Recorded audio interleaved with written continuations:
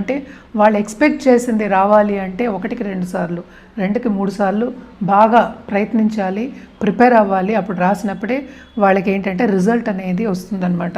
లేకపోతే కొంచెం ఇబ్బందికరమైన ఒక నెల కింద కన్యా రాశి వాళ్ళకి మనం చెప్పుకోవాలన్నమాట.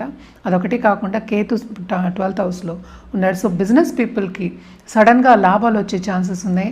At the same time losses వచ్చే ఛాన్సెస్ కూడా మనకి ఎక్కువ కనిపిస్తున్నాయి. అలాగే స్టాక్ మార్కెట్ ట్రేడింగ్లో ఉన్న వాళ్ళకి కానీ, లేకపోతే ఫైనాన్షియల్ మార్కెట్లో ఉన్న వాళ్ళకి కానీ తప్పక towards end of this month బాగుంటుంది, కానీ first half of this month కానీ అంత బాగుంటుందనే చెప్పాలన్నమాట. ఎందుకంటే 12th లార్డ్ మనం చూసామంటే 4th హౌస్లో కూడా పడున్నారు. సో కంఫర్ట్ లెవెల్కి తప్పక భంగం ఏర్పడుతుంది. మనకి మితికి మీరి ఖర్చు పెట్టడం అనేది జరిగే ఛాన్సెస్ ఎక్కువ కనిపిస్తున్నాయి అన్నమాట. అదొకటి కాకుండా ఖరీదైన వస్తువులు అంటే ఏంటి, ఒకటి ఇంటి నిర్మాణం కానీ, ఇల్లుని బ్యూటిఫై చేసుకొని లేకపోతే కార్పెంటరీ వర్క్ చేసుకోవడము, ఇవన్నీ చేసుకోవడం, చేతిలో